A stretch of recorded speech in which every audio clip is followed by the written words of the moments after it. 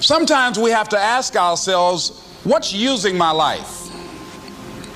Heard a guy give a lecture one time that says, we are today what we were when. And he was talking about the fact that we, to a great extent, behave, think, react because of some previous experience that we've had.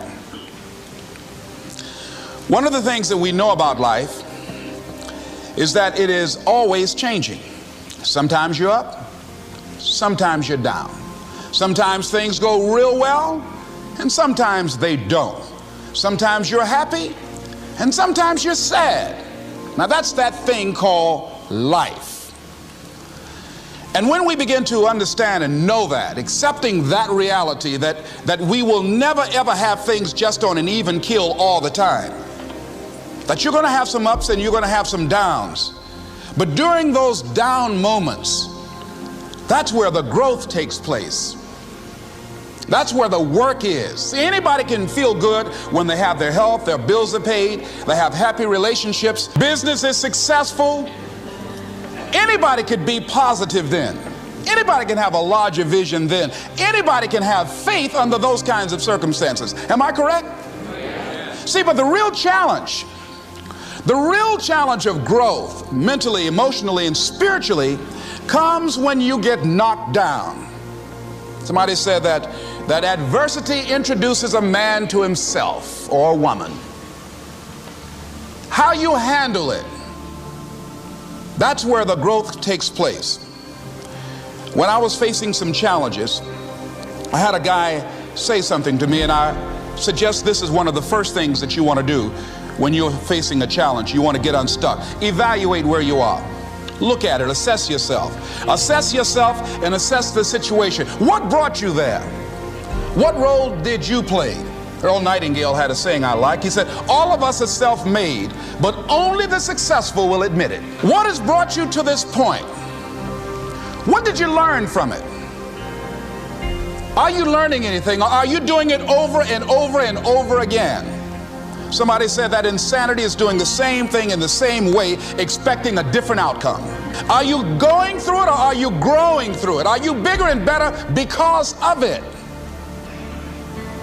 Because it's not going to leave you until you grow through it.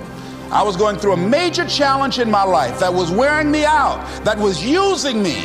You see, your mind is when you go into a service station to get gas, you don't go in there and just start pumping. When you push the lever up, it clears the previous bill.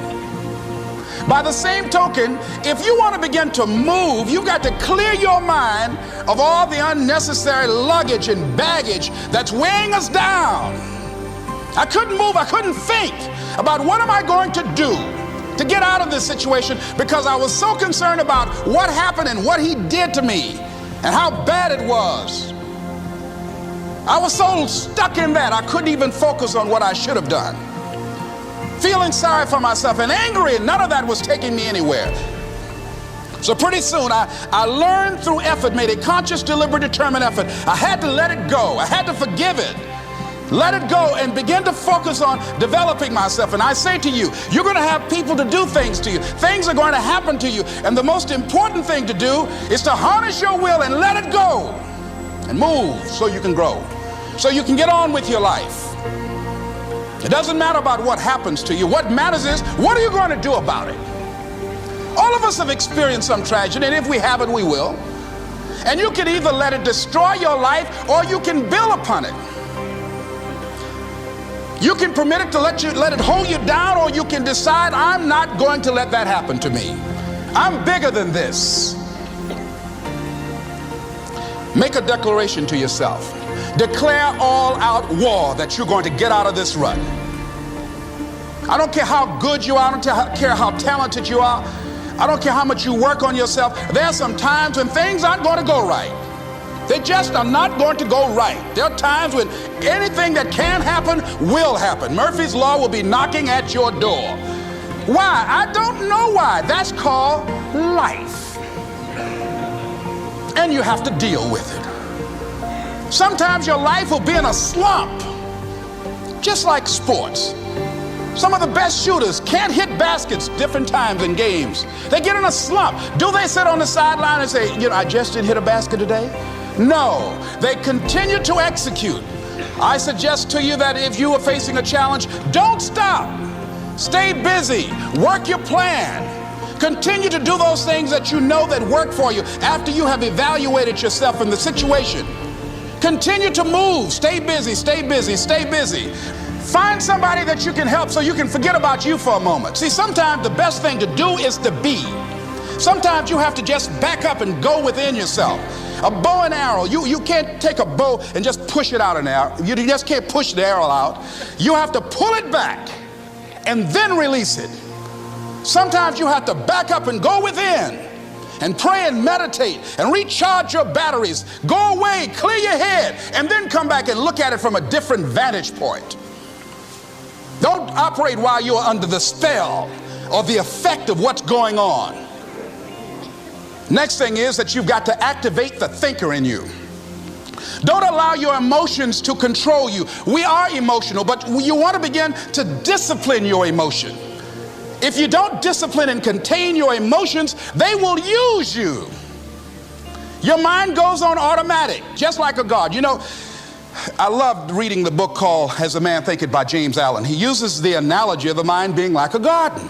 You know, weeds don't have to have any encouragement to grow. You don't have to water them. They don't have to get sunshine. They don't have to have fertile ground. They will grow through the cracks of a sidewalk. Am I right? But if you want to grow orchids or roses or any kind of exotic flowers, there are special processes and procedures you must go through. Well, by the same token, you don't have to force yourself or motivate yourself to think negatively, to be depressed, to hate somebody, to want revenge, to want to get back at somebody, to beat yourself up over the head, to feel loaded with guilt. You don't have to make any effort to do that. Your mind is on automatic. It will do that by itself. But if you want to begin to move into your own personal greatness, if you want to begin to really enjoy a happy, successful, healthy life, you've got to be willing to go against the tide. You've got to be willing to harness your will and say, in spite of this, I'm in control here.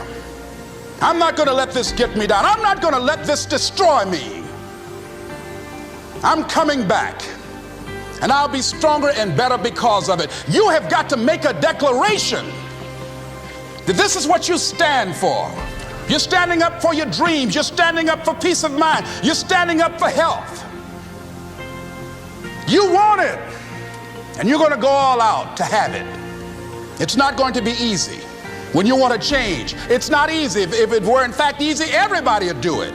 But if you're serious, you'll go all out. So yes, I'm going to turn this situation around. I'm not going to sit back and moan and cry over what happened and what went wrong and who did what. I'm going to do something about this situation. The next thing that is important is that expect things to get better for you, because they are. See, life is cyclic. You're not, whatever experience you're having right now, it has not come to stay. It has come to pass. Not to stay, just to pass. It's just going through. The biggest challenge is to know what's happening. This is a part of this thing we call life. This too shall pass. And maintaining perspective, putting it in perspective. The other thing is take full responsibility for your life. Accept where you are and the responsibility that you're going to take yourself where you want to go. Someone said we have two primary choices in life. We can either accept conditions as they exist, or we can take the responsibility to change them. See, a lot of people want to exempt themselves from taking responsibility. All they want to do is talk about the problem. Every time you see them, they'll tell you their story over and over and over and over again. No. You want to take responsibility for your life. I got me here, I can get me out of this. And I'm getting out. I'm not going to be a volunteer victim. George Bernard Shaw said there are two kinds of people in life. You know, he said those that make things happen, those that watch things happen, and those that don't know what happened.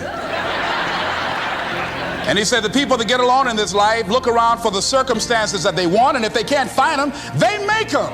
They create them. So part of beginning to get unstuck, you've got to decide that the behavior pattern that you have adopted doesn't work for you. You've got to change your strategies, and changing your strategy means reinventing your life, recreating you, and you have the power to do that. You can decide that you're going to change, that you're not going to be a wimp. You can decide that you're going to stand up to life. You can decide that I'm going to live each day as if it were my last. You have the power to make that decision. You can decide I'm going to work on myself and develop myself. I'm going to empower me. And all of these things that are happening to me right now, they're just temporary inconveniences. They're not stronger than I am. I'm in charge here.